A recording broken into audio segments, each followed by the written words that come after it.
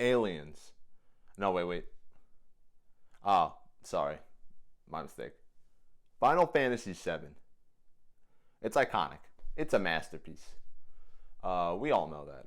It's regarded not only as one of the best Final Fantasy games, but just one of the greatest games ever made. It's always, on those like best of games lists and all that stuff. And now with the remake compilation, whatever you want to call it, it's going to get even bigger. I can't wait. Even the cover of the game is legendary. I mean, you got my boy Cloud Strife freaking holding his sword looking up at Shinra Tower like he's about to go on a grand adventure.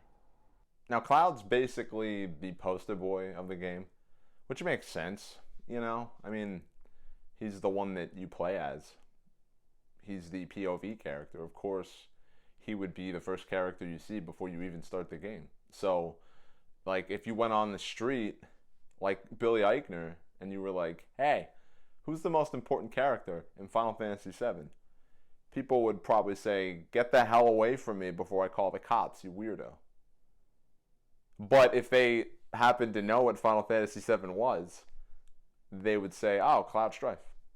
The guy with the spiky blonde hair that either Tifa or Aerith said looks like a chocobo.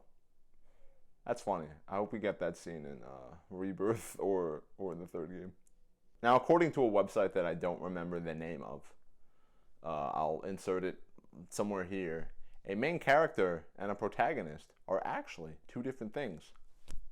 I know, right? It's freaking crazy. No, but I didn't know that either.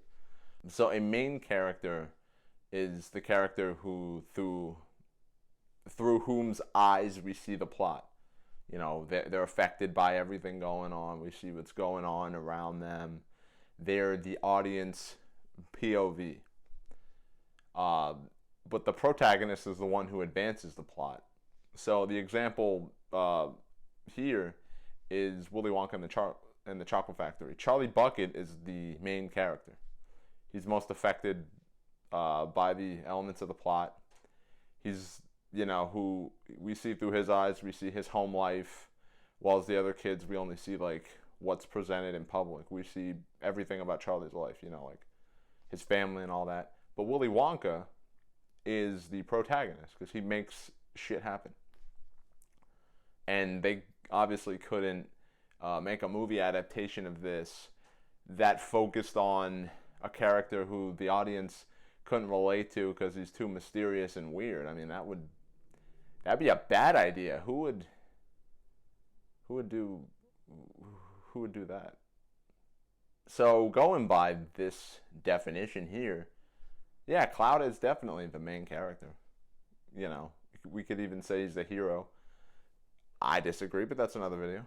But he is the main character. He's the one who arguably goes through the most development. We see his point of view, albeit it's unreliable and incorrect. But then we see him piece together the truth and see the true events once again through his eyes with Tifa's help. Spoilers, by the way. You might have figured that out. I'm sorry.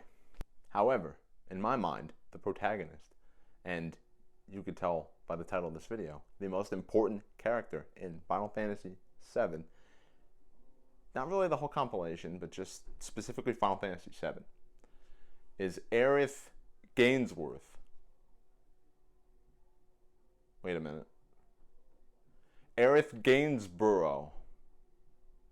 It'd be funny if, if in a Final Fantasy game you had an ability called Burrow, like you burrow a hole, and then if you use Aerith's whole name, like if you could use Aerith's whole name, and then she got to a certain level, and then it'd be like Aerith Gainsborough. Okay, moving on. Now I have a few reasons for why I think that Aerith is the most important character, but let's just start with the obvious. She's the first character we see. When you start up the game, she's in the intro. In a shot that mirrors a shot of her at the end of the game. That's the final shot you see before the credits. It's like poetry, so that they rhyme. George Lucas. Not to mention that she, kicks off the entire plot. Granted, it's not entirely on purpose. If Aerith hadn't joined Cloud and Tifa when they went back to Sector 7, she wouldn't have offered to get Marlene to safety, which would have meant she wouldn't have gotten kidnapped by the Turks, which would have meant the party wouldn't have gone to rescue her, which would have meant they wouldn't have seen Sephiroth doing his mysterious villain shit in Shinra Tower, which would have meant they wouldn't have gone after him, which would have meant no adventure. So all of you who love the story and, the adventure and all the stuff in Final Fantasy VII, thank my girl Aerith, or I will find you. And do nothing. I'll just get Liam Neeson to kill you, because I don't think I can be that violent.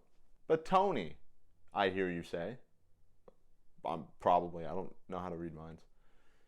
The only reason that the Turks were there to drop the plate is because Avalanche bombed Shinra's reactors. Avalanche made the choice. Avalanche incited the conflict. Aerith had nothing to do with that. And you would be correct, my feathered friend.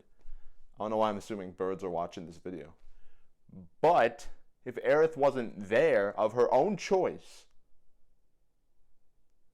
when the plate fell, the party probably would have just mourned the loss of Biggs, Wedge, and Jesse. And then, helped rebuild. Or something like that, and just been sad. So it basically would have been sci-fi dystopian Stardew Valley. Which, probably would have been kind of successful. Stardew Valley is a popular game, but no. They would have just dropped the plate, and then that would have been it, because they would have had no reason to really go anywhere else. So, I'm still right. Lastly, Aerith's lineage is the most central element to the entire plot. It is basically the plot. The reason Shinra had her under surveillance is because they thought that because she was a Cetra, the last Cetra, not the last Airbender, that's a great show, by the way, that that she was the key to finding the Promised Land. So they wanted to keep her safe. Then later in the plot, after Cloud has too many breakdowns and beats Aerith like he's Ray Rice in an elevator, she offers to summon Holy by herself to protect Cloud, to spare him from being hurt anymore. And then Sephiroth kills her, and then they go and fight Sephiroth and somehow beat him. Can we just acknowledge the fact that, Sephiroth, whose whole plan was to become a god via the live stream, got his ass kicked by a super soldier, a guy with a cybernetic gun arm, a martial artist,